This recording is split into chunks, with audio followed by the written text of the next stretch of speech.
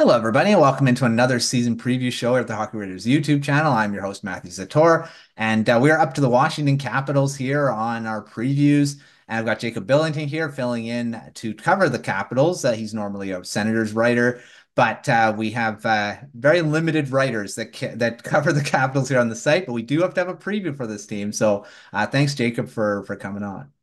Absolutely. Thanks for having me. All right. Well, the Washington Capitals made it to the playoffs by the skin of their teeth, very much. They made it on the last day of the regular season, and they made it because they had more. They had the tiebreaker over the Detroit Red Wings, who had the same amount of points. But they were quickly dispatched by the New York Rangers in the first round. So really, did they need to make the playoffs? I don't know. But they were pretty much done after the first bit. So going into this season, they had a lot of changes in the offseason. They made a few trades. They added some big name players that they're hoping can fit into the system that they weren't fitting where they were before. So, Jacob, let's start with our forward group here. And of course, still led by Alexander Ovechkin, still chasing the Wayne Gretzky goal total, which he's getting really close to. He's probably going to break it within the next bit here. So that's going to be a watch throughout the whole season here.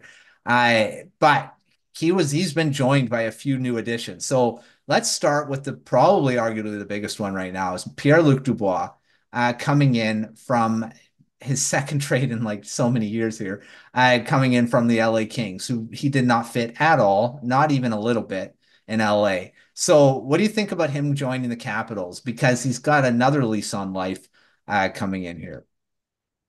I think it's a mistake. I mean, for the sake, I love the player, and I think that he has so much potential to be one of the best power forwards in the league, especially as a center. Usually, when you look at power forwards, they're almost all wingers, and so he could be a dominant center in the NHL. He could be a 75 point, extremely physical guy. And I really hope that that works. He's projected to be on a line with Andrew Mangiapane and Connor McMichael, two younger, speedier guys. I think Mangiapane is actually older, but Mm. um, just the speedier, faster game.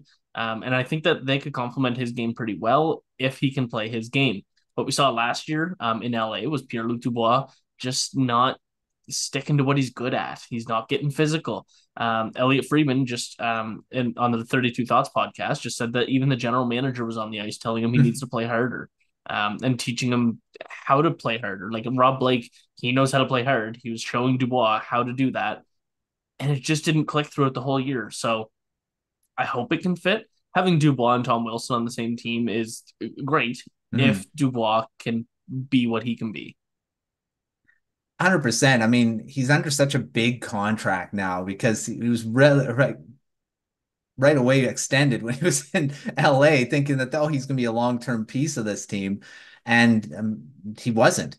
I mean, Blake was really quick to get rid of him because, like, well, this is a mistake. I mean, the Capitals, we'll see how he kind of fits with those two guys you talked about, which is a good segue into another addition that they made is Andrew Mangiapane, who he's a guy again has not been able to bounce back to his 30 goal form. Is it a one-time thing? Was that a flash in the pan with him? I don't know, because he hasn't been able to get back to that since then.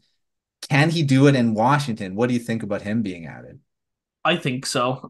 Maybe not 30, but definitely higher than last year's 14. I think he's going to be in a better position to play higher in the lineup. And while the Calgary Flames did not have a fantastic team, um, it, I think he's just going to have a good chance here and a fresh start. Maybe get back to 25 goals. He's a good 40-point guy every year, and he's good two-way as well. He just needs to be able to put it all together. And I mean, there's no evidence to say that the 35 goal is going to be a recurring thing, but he does have the skill. And I mean, a year and a half ago, he was in conversations to be on the Canadian Olympic team. Yeah. He's not there anymore. That's not going to happen. But he does have this in him, and it's more than just one season because everyone was like, well, it's all the skills that he showed building up to that 35 goal season, and even after that, he had a 17 goal season with 43 points. And people were like, oh, well, it's just a little bit of a step back after a big year. And then last year, he took another step back with 14 goals and 40 points. So I do think that he's going to bounce back up closer to 25 goals and 50 points. I don't know. I could also see it going the complete opposite direction, and he stays at what he is. Well, if he connects with Dubois, I think that's the biggest thing. If they can put some chemistry together, it's going to help both forwards, like you mentioned with Dubois there. So I think if they can maybe connect with McMichael and be a really good second line for the Capitals for sure. All right, they also added a couple depth pieces, Brandon Duhaime and Taylor Raddysh. I mean, these guys aren't going to probably move the needle too much, but what do you think they'll bring to the bottom six of the Capitals? Well, I was really surprised that Chicago let go of Taylor Raddysh. He had 37 points just 2 seasons ago, and I think he still has it in him. He's a good young player. I mean, he's 26 now, but he's still one of those players still trying to break into the league full time. He played two full time, like 70 plus game seasons in a row now, but that was on a really struggling Chicago Blackhawks team. Now that he actually needs to fight for his position on the team, which he definitely didn't need to do with the Blackhawks, but he needs to fight for a position. I think that's going to kind of light a fire under him and give him some more motivation to take another big step forward. And as for Brandon Duhaime, I really like him as a bottom six Mhm. addition. Again, like we talked about with Dubois and Wilson, it just adds more toughness to the lineup. And he's not going to add much offense, but he's just a solid fourth line guy, and there's nothing wrong with adding those. For sure. And you're looking at a team that, again, made the playoffs, but they didn't really compete in that first round. So they made some big changes throughout this forward group. They're hoping that'll kind of complement what they have already. And if things happen right, I mean, there's a lot of question marks in the fact with a lot of these guys, especially the two top ones.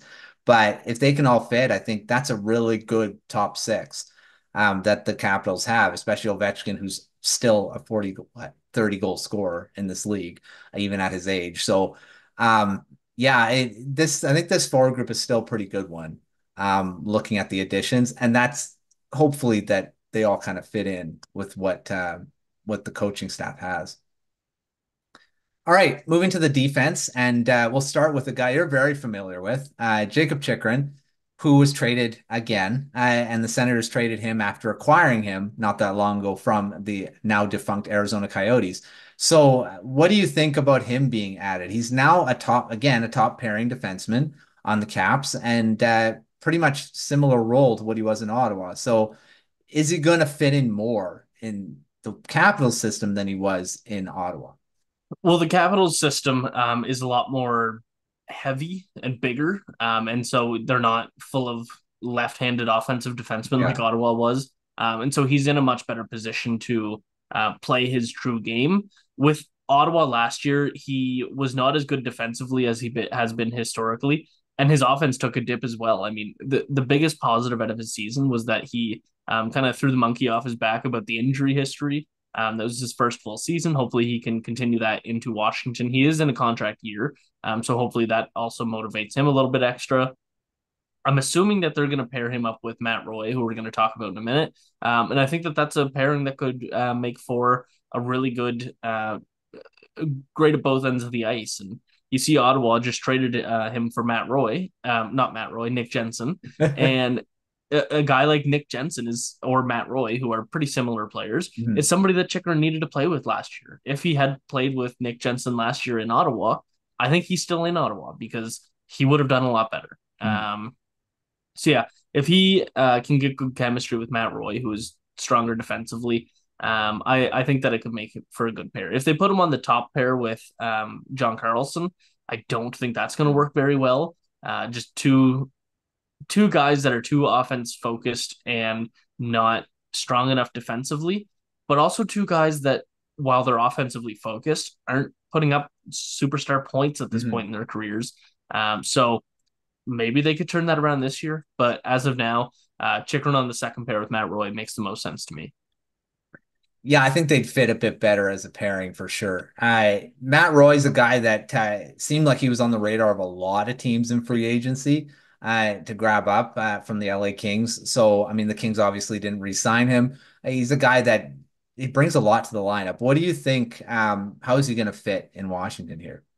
I think he's going to fit perfectly. Like I mentioned with Jacob Chikrin, if he partners up with him, that's going to be a great pair. If not, he's with Rasmus Sandin, also a great mentor for Sandin to kind of let him thrive in the offense that he's shown flashes of in Washington so far, but also teach him some of the defensive strategies that he needs to focus on. So Matt Roy can come in and be a good a veteran leader, even though I think he's like the second youngest or third youngest on that blue line. He's far from the oldest, and but he can come in and he played in a really good defensive system in LA. So Mhm. he can bring some of that as well. And while obviously the coach dictates what the systems are like, he can say, well, hey, listen, some teams do this, and this is how we countered it in LA. So he can also just pitch in on those strategies and stuff. So while everybody dislikes the 1-3-1 system that LA played, there are positives that come along with it outside Yeah. of just the boring system. For sure. I mean, he'll definitely be able to add that because he played in that a long time in LA, so he definitely knows it, probably like the back of his hand at this point. It's gonna be interesting to see how he kind of fits in a different system after playing that one so long. Uh, the defense, it's a good, I think a good group when you're looking at Rasmus Sandin of how he was able to kind of fit in right away when he came in from Toronto. And adding Roy and Chikrin, I mean, is some good additions and to adding to the Martin Fehervary, Trevor Van Riemsdyk, on the bottom pairing. I think this is a pretty good group going into this season. We'll see. Again, this is like, can they all fit from Yeah. especially the new additions? All right, goalies. Goaltending again got a facelift, a little bit of one. And that was Darcy Kemper moving on, getting traded because again, as the guy didn't fit after signing a big contract in free agency last year. Charlie Lindgren also joined the team last season. He is now, I don't know if he's the starter or 1A, 1B, but Logan Thompson was also added from the Vegas Golden Knights. What do you think about this tandem? Is it a 1A, 1B tandem? Is it stronger than last season? What do you think about it? I think it's definitely a 1A, 1B. And I would say that it's fairly equal to last year. Logan Thompson versus Darcy Kemper doesn't move the needle for me. Charlie Lindgren obviously had a fantastic year. There was a legitimate argument to have him on Hart and Vezina ballots, not because he was so outstanding, but because based on the expectations that people had of Charlie Lindgren headed Yeah. into last year. And he's the only reason that they even came close to the playoffs. So, yeah, Charlie Lindgren, he's a great goaltender. Not among the league's best in any sense of the word, but he is a great goaltender for this team, and it just works. And sometimes you see that, like look at Vegas with Aiden Hill. Yeah. Sometimes a goaltender just works with the team, and that's what you get with Charlie Lindgren. I'm excited to see Logan Thompson head to Washington. Obviously, he wanted more of an opportunity than he was going to get in Vegas because they committed to Aiden Hill. They said this is going to be our guy. And over the last couple of years, I mean, he's played 100 games, give or take, with Vegas, but he's shown really good signs as well. Like he's got a career 912 save percentage. He's just not being given that full opportunity he feels he deserves, and he knows he's not going to get it moving forward. I could very well see him take the reins in Washington with a true opportunity, but as of now, I think the tandem is great, and I wouldn't be surprised if they both stay healthy and that we see 41 games each or very close to it, kind of like we see with Allmark and Swayman last year with Boston. Almost no matter what, it was always we're going to rotate every single game. We even saw that go into the playoffs, and people were questioning it. But that seems to be what worked for them, and I could see that working for Washington as well. I see that too. I mean, Thompson, I think injuries have kind of worked against him too in Vegas. And then of course, there's so many goalies. I at the time, what they had one point they had like four guys. And he played in that bit of carousel. I think given a good, basically a solid point of saying as I'm either a guard, I'm in this tandem. He's going to be playing. So I think he's going to be more better off in Washington than he was in Vegas. And I could see that too, being a split down the middle between the two, especially if both are playing well. All right, now this division that that the Capitals are in the Metro is one of the tougher ones. I don't know. I mean, maybe it's more top heavy, but where do you see the Capitals kind of falling in this with all their new additions here? Somewhere between third and seventh. Yeah, Right now, it's very wide range. eighth is locked down by Columbus. First and second is going to be Carolina and New York Rangers. And then everything else is just so wide open. It's all just going to be based on how these teams start the season, who fits in. And it's really hard to predict because, like, Dubois is a big wild card. Mangiapane is a big wild card. Chikrin at this point is a bit of a wild card. Your goaltending is a wild Yeah. card. Like, I guess it would be fitting to say they make it in the wild card spot.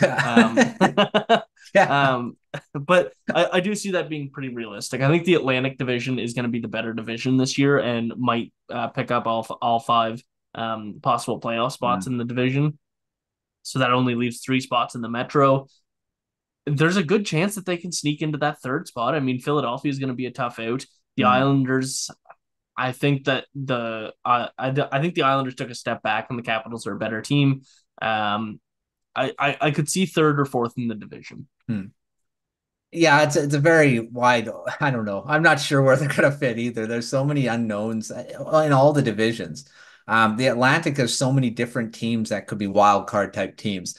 The Red Wings, the Senators, the Sabres. I mean, all these teams are going to be right in there in that mix. It's just going to depend on how they play during. I'd say the first half of the season because they could be out of it in the first few months of some of these teams because it's just gonna be so tough throughout. Or the last dozen games of the That season, too. because Yeah. that was the biggest dictator last year. Detroit lost like 8 of the last 11. The Flyers lost like 8 of the last 12. That's what And messed everything. yeah, Yeah. Yeah, very true. All those runs and where you have it during the season, right? So, all right, let's move into our quick fire round. These are all just quick questions here. So let's start with our biggest storyline or question mark going into this season. I think it's one of the biggest storylines in the league this year, and that's Alex Ovechkin chasing Wayne Gretzky's Yeah. record. I believe he's 42 goals from taking the record on his own, which is very doable. I mean, he's done that, what, 13, 14 times already in his career, maybe even more than that. Um, I that's the storyline. That's why the Washington Capitals are adding right now, is to get Ovechkin that record. If it wasn't for Ovechkin, if he said today I'm done, I think that they sell everything off and do a bit of a rebuild. They're long overdue for one. And I'm not saying that this team isn't good even without Ovechkin. I just think that the time is nigh. Yeah. They just need to blow things up sooner or later. But as long as you have Ovechkin, you're going for the goal record. I don't even think playoff. I think the record is more important than playoffs this year for the team. I have to agree with that, especially when he's pretty close. I mean, he could hit. I mean, I don't know if he's going to hit 42 goals this season. How much did he have last season? I Like think he had 31 last 31, season. something like that. And he started off really slow. Like he was not scoring very much in the first bit of the season, and then he kind of turned it on and got back to his 30 goal form. Um, but he's going to be good for at least 30. And then Yeah. next season, he would only have to score 12 goals to do it. So that's doable for sure. So it's in this season or next season is this going to happen? I mean, it's going to happen. But yeah, I think I agree with that. I think they added because they want to add a good supporting cast around him so that he has some guys to maybe help him out to get to that goal record. Yeah. I agree. I think that's the biggest one going into the season for sure. All right, who's going to break out this season? I'm between two, Connor McMichael and Hendrix Lapierre. Both are very young players, pretty similar players. And I don't know. There's a lot of I'm gonna go Connor McMichael. Hmm. Um, he just he has a bit more experience. He had 33 points last year, I believe. And I think he can take another step full time on that second line. Especially and again, huge question mark if Dubois and Mangiapane fit in well. But yeah, I think he has a great opportunity. I mean, looking back to his World Juniors, he had 15 points in his 2 years. Like he has a ton of skill. He had 100 points in the OHL, two great seasons in the AHL.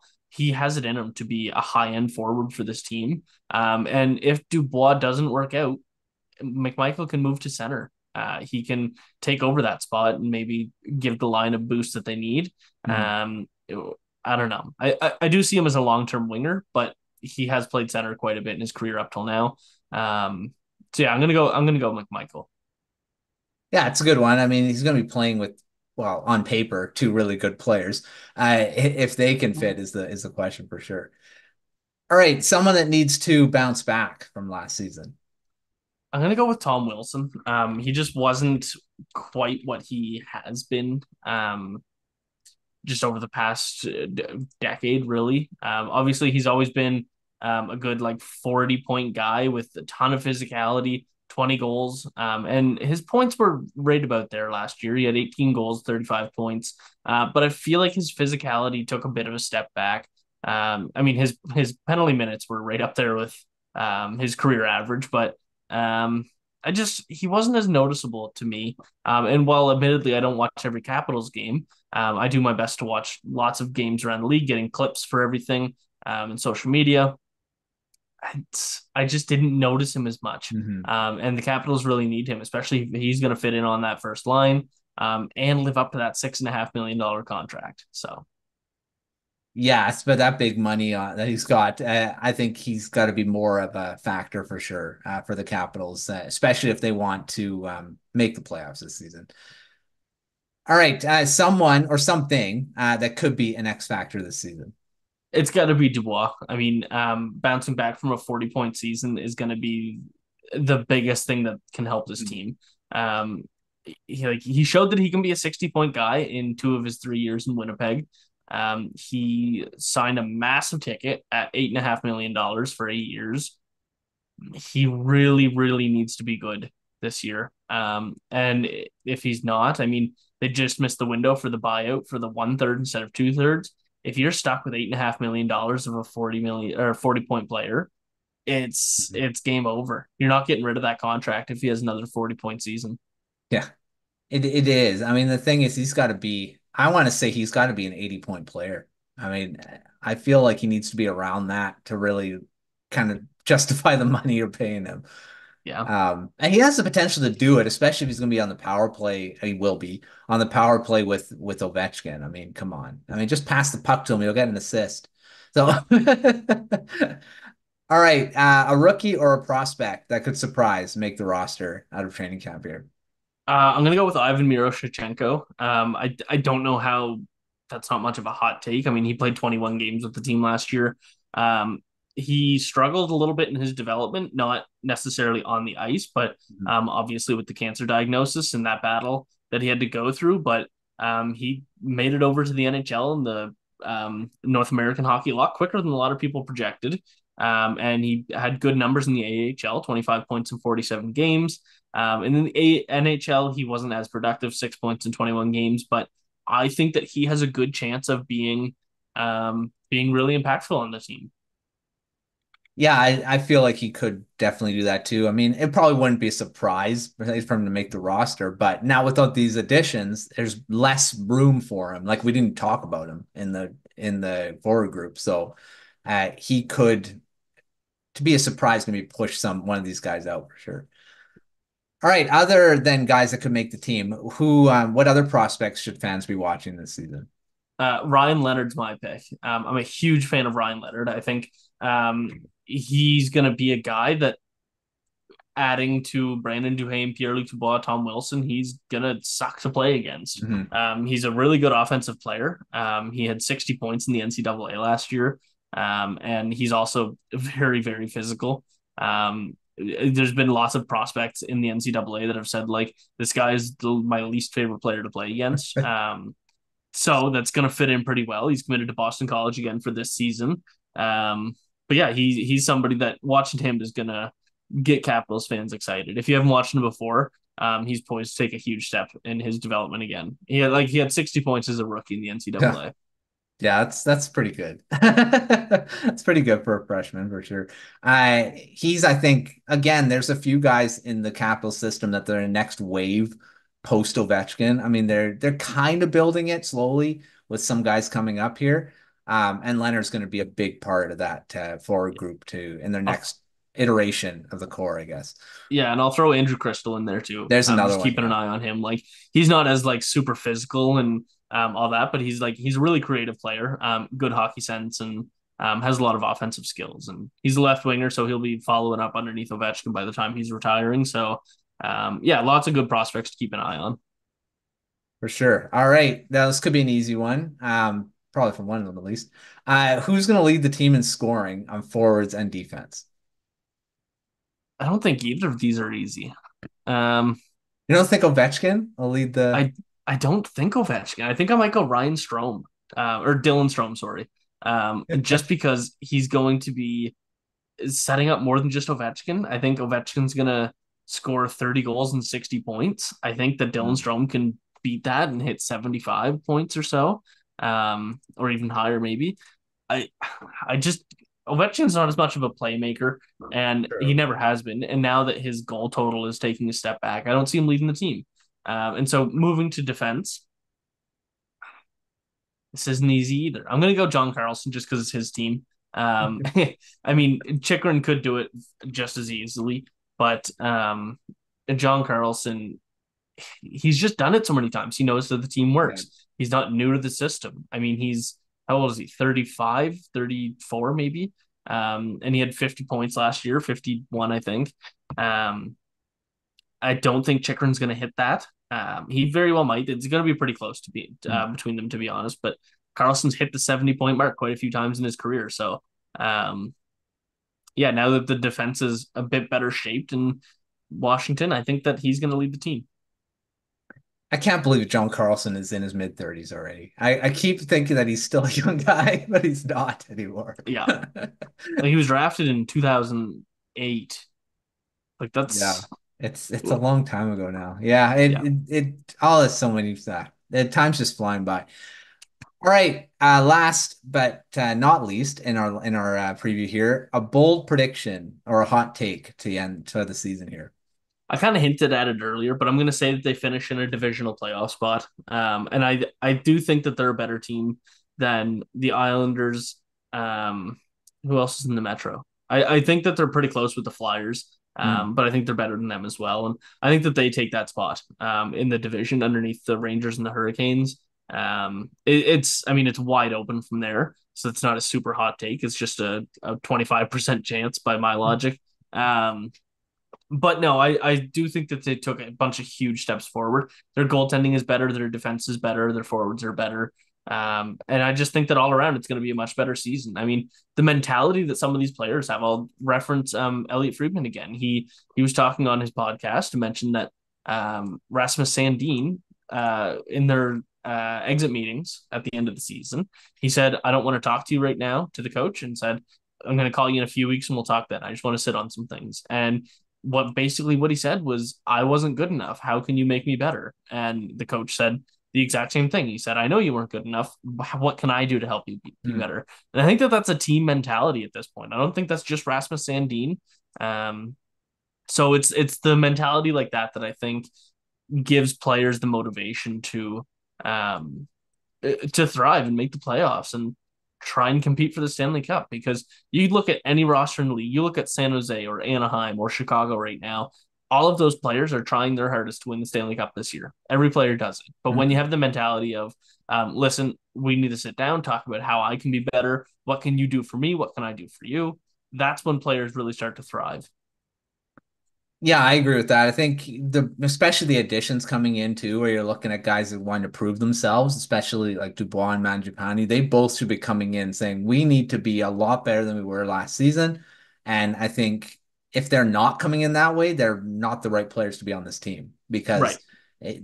you have to have that competitive drive to be better than what you were, especially with they were both really bad last season. So they definitely got to come in with more of a drive to be better. So yeah, that's a good point for sure.